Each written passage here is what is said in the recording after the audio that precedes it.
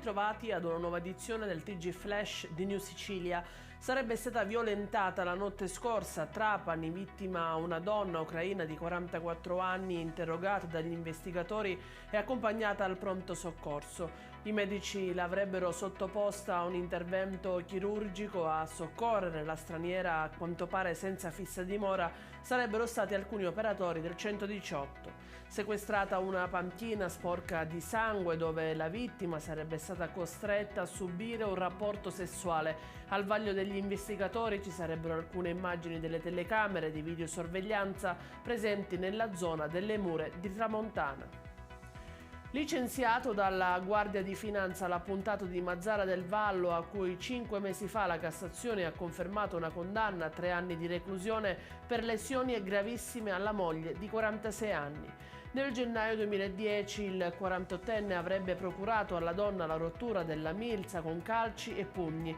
Pare che la donna avesse confessato al marito che si era innamorata di un altro uomo. Avrebbe aggredito e danneggiato il triage del pronto soccorso dell'ospedale Villa Sofia di Palermo. Per questo i carabinieri hanno denunciato un uomo di Partinico.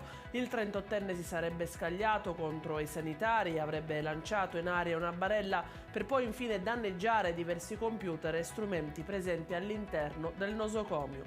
A lanciare l'allarme e avvertire i militari ci avrebbero pensato gli uomini della vigilanza.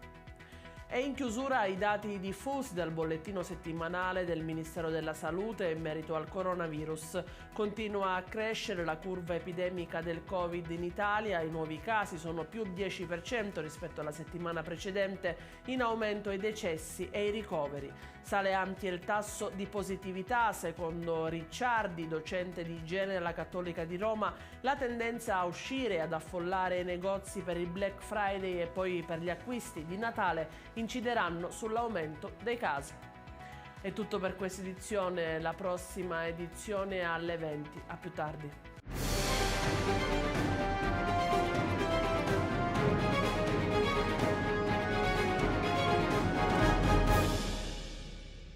Procar, centro assistenza autorizzato BMW e Mini, adesso anche BMW Motorrad, via George Marshall 7, Mister Bianco, Catania.